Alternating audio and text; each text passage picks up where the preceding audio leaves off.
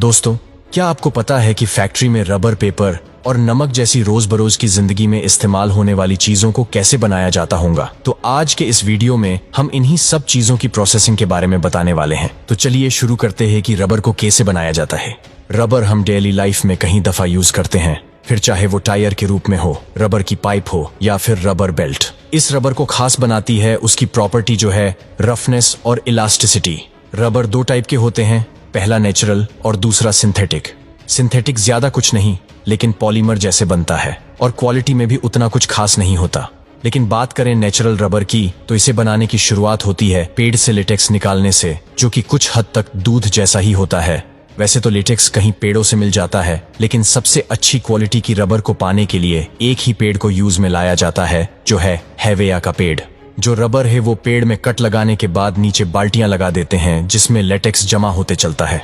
तो ऐसे ढेर सारी बाल्टियों में जमा लेटेक्स को डाला जाता है एक बड़े से टैंक में। और जैसे कि हमें पता है कि दूध से पनीर बनाने के लिए उसमें नींबू का रस डालना होता है, ठीक ऐसे ही रबर के इस दूध लेटेक्स में डालना पड़ता है वॉर्मिक एसिड, और उसे डालने के बाद 12 घंटे उसे ऐसे ही छोड़ दिया जाता है। 12 घंटे के बाद हम पाएंगे कि कोवुलेशन प्रोसेस की वजह से रबर और पानी अलग अलग हो जाता है। इसमें रबर की एक मोटी परत ऊपर तैरने लगती है जिसे अलग निकाल दिया जाता है। अब इस रबर को कुछ देर सूखने के बाद भेजा जाता है आगे की प्रोसेसिंग के लिए। अभी ये रबर बहुत ही मुलायम और कमजोर होता है जिसे टायर और रबर बैंड जैसी चीज नहीं बन पाती है। तो इसीलिए इसकी इलास्टिसिटी और मजबूती को बढ़ाने के लिए इसे 140 डिग्री गर्मी के साथ बिना ऑक्सीजन की मौजूदगी में सल्फर से रिएक्टर करवाया जाता है, जिसके बाद रबर की इलास्टिसिटी कई गुना तक बढ़ जाती है। लेकिन अभी भी हम इससे टायर और पाइप जैसी कुछ सख्त चीज नहीं बना सकते। इसके लिए एक और प्रोसेस है जिसे वल्केनाइजेशन कहा जाता है, वो करना पड़ता है। इसमें कार्बन ब्लैक पाउडर मिलाकर और भी हार्ड बनाया जाता है, और इसी कार्बन ब्लैक की वजह से हम देखते हैं कि गाड़ी के टायर ब्लैक कलर के ही बनाए जाते हैं और व्हाइट पाउडर डालकर इरेजर जैसी चीजें बनाई जाती है। और अब बात करते हैं पेपर मेकिंग प्रोसेस की।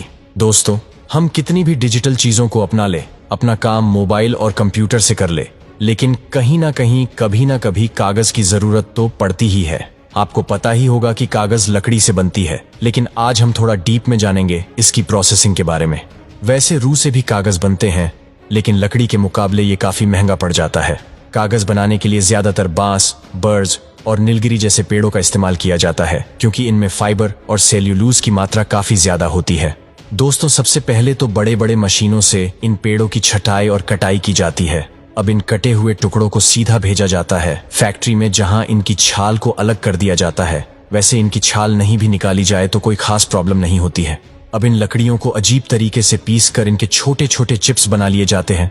अब इन चिप्स को डाला जाता है डाइजेस्टिंग चेंबर में, जहां इन्हें एसिडिक सॉल्यूशन डालकर पकाया जाता है ताकि फाइबर और लिग्नीन अलग अलग हो जाए।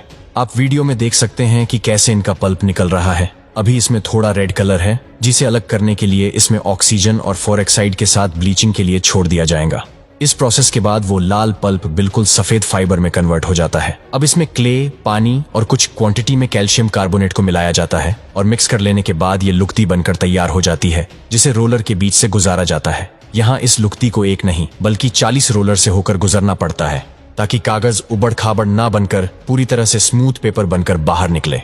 अभी ये पेपर गीला होता है, इसीलिए इस पेपर को गुजारा जाता है हीट चैम्बर से, जहां इंफ्रारेड हीटिंग टेक्निक से लेयर्स को सुखा दिया जाता है। अब इस लेयर को एक रील पर लपेटा जाता है। हर 1 घंटे में ये यूनिट 80 किलोमीटर लंबी पेपर रील बनाकर तैयार कर देती है। अब इस तैयार रील से जरूरत के हिसाब से इससे बुक बना ली जाएंगी या फिर न्यूज़पेपर फैक्ट्री में भेज दिया जाएगा।